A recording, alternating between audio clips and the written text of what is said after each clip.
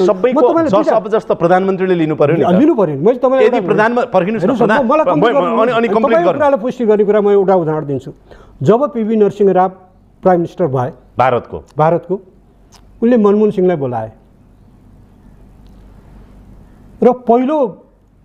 बजेटको ड्राफ्ट उनले मनमोहन सिंहले गरेर लेखे त्यो ड्राफ्ट हेरेपछि नरसिंह रावले के भने थाहा छ मनमोहन सिंहलाई मैले तिमीलाई यसको लागि मन्त्री बनाएको होइन तिमीबाट अपेक्षा गरेको कुरा यो होइन फ्रीली मुलुक इकोनोमिक क्राइसिसमा छ मुलुकको इकोनोमीलाई के कस्ता कुराहरू ल्याएर बुस्ट गर्नुपर्छ त्यो गर र मन्त्री बनाउँदा उनले के भनेको थियो भन्दाखेरि मनमोहन सिंहलाई तिमीले अर्थ मन्त्रालय सम्हाल्ने हो क्रेडिट आयो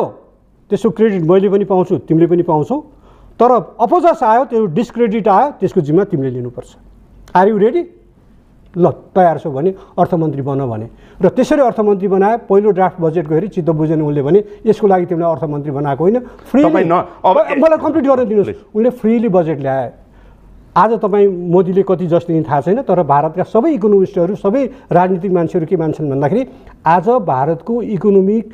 जुन डेभलपमेन्टको जुन दिशा छ त्यसको सुरुवात त्यही मनमोहन सिंहले नरसिंह रावको पालामा ल्याएको बजेटबाट भएको त्यसले आर्थिक सुधारको श्रेय उनलाई दिनुपर्छ भन्ने प्रधानमन्त्रीले छान्ने त्यसरी मान्य रघुजी पन्तज्यू यहाँलाई नम्र निवेदन गरौँ कि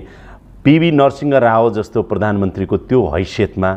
हाम्रो सम्माननीय प्रधानमन्त्री केपी ओली हुनुहुन्छ नडाँटी भन्नु तपाईको त पार्टीको नेता पनि हो त्यसैले म भन्छु त्यो उदारता त्यो खालको चाहिँ नि तपाईलाई भनौँ त्यो छ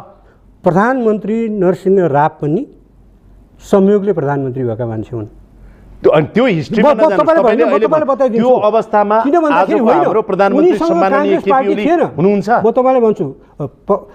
जुन बेला प्रधानमन्त्री नरसिंह राव भए त्यो बेला उनसँग